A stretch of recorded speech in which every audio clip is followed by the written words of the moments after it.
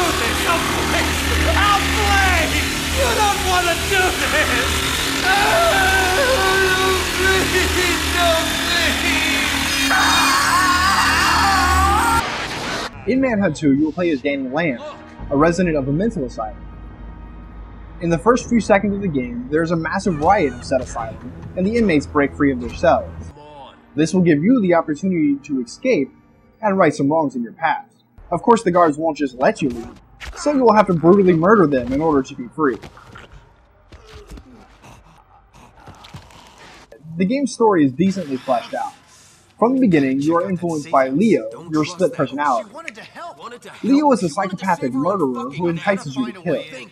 Throughout the entire game, you will be in your head, giving you hints and ordering you around. The game's stealthy action is its strongest point. You will want to stay in the shadows where your enemies cannot see you, and strike while their back is turned. Going toe-to-toe with an adversary is never a good idea, and battling more than one foe is suicide. You will obtain a whole host of melee weapons for which to dish out punishment. There are the series regulars, such as the glass shard, plastic bag, and baseball bat, as well as new weapons like the shock sticks. Weapons can be found scattering the levels and in the hands of assailants. Certain weapons will fare very well in melee combat, while others are geared strictly towards sneak attacks. There will also be distraction items, like cans or bottles, that can be thrown to distract enemies towards different areas. Weapon selection, however, is where Manhunt 2 becomes confused with what a stealth action game is all about. Along with all the melee choices for weapons, you will also get guns. Pistols, submachine guns, and assault rifles have found their way into the hands of your foes. Guns are the anti-stealth, loud, but extremely efficient tools of destruction. Rare is the case when you have a gun and not want to use it, as it not only kills foes very quickly, it also shortens the game's downtime. That's how they got through to you. I remember. Executions consist of Danny brutally murdering the foe in an extremely graphic and realistic way. Each weapon will be used in a different fashion, correlating with those weapons' strong points. If one execution style per weapon is not enough, you're in luck. Danny knows 3 ways for which to dispatch foes with each melee weapon.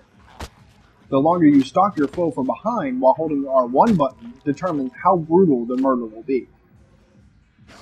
There will also be environmental executions.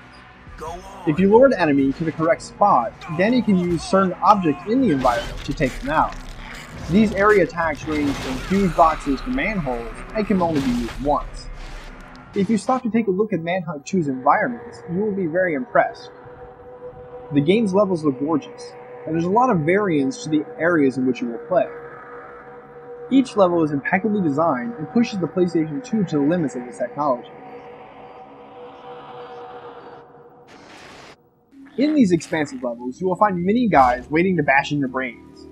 Unfortunately, crushing your skull is about the only brainwave these assailants have.